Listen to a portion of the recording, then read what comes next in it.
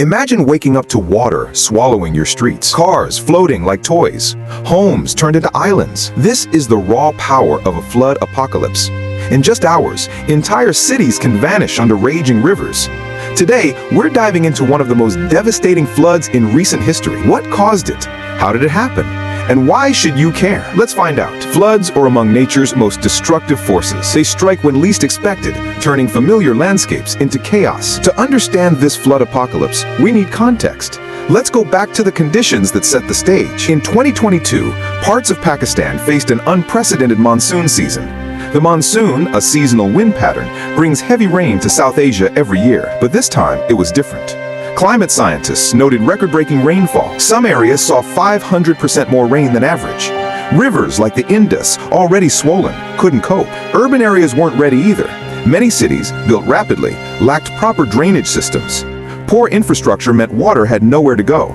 Add to that, deforestation in upstream regions. Fewer trees meant less soil stability, increasing runoff. The stage was set for disaster. But what exactly happened when the rains didn't stop? Let's break it down. By late August 2022, Pakistan was underwater. The monsoon rains, fueled by climate shifts, dumped trillions of gallons of water. Rivers burst their banks. Entire neighborhoods became lakes. Streets turned into raging rivers carrying debris, vehicles, and livelihoods. In Sindh province, the hardest-hit area, flooding submerged over 1.7 million homes. Satellite images showed 30% of the country underwater. That's an area larger than some countries. Cities like Karachi and Hyderabad saw water levels rise to chest height in hours. Rural areas faced even worse. Villages were cut off, with no access to food or clean water. Rescue operations struggled. The Pakistan Navy and National Disaster Management Authority, or NDMA, deployed boats and helicopters, but the scale was overwhelming. Over 33 million people were affected. That's 1 in 7 Pakistanis. Families lost homes, crops, and livestock. The economic toll climbed into billions. Let's zoom in on a single day. August 25th, 2022. In Sindh's Larkana district, the Indus River breached its embankments. Water surged through streets at terrifying speed. One survivor, Aisha, described the scene. The water came so fast, we had minutes to grab what we could. Flash floods compounded the crisis. These sudden, intense floods hit without warning. In Baluchistan, flash floods swept away bridges and roads. Entire communities were stranded. By September, over 1,700 people had lost their lives. Thousands more were injured. The floods didn't discriminate. Urban and rural areas alike faced chaos. In cities, poor drainage systems failed. Sewage mixed with floodwater, spreading disease. In rural areas, farmland drowned, wiping out rice and cotton crops. This wasn't just a natural disaster, it was a humanitarian crisis. But what made this flood so catastrophic? Let's explore why it matters. This flood wasn't just a one-off event. It's a warning.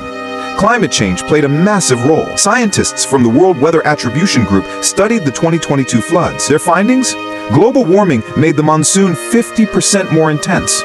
Warmer air holds more moisture, leading to heavier rain. Pakistan contributes less than 1% of global greenhouse gas emissions, yet it's one of the most vulnerable countries to climate impacts. That's a stark injustice.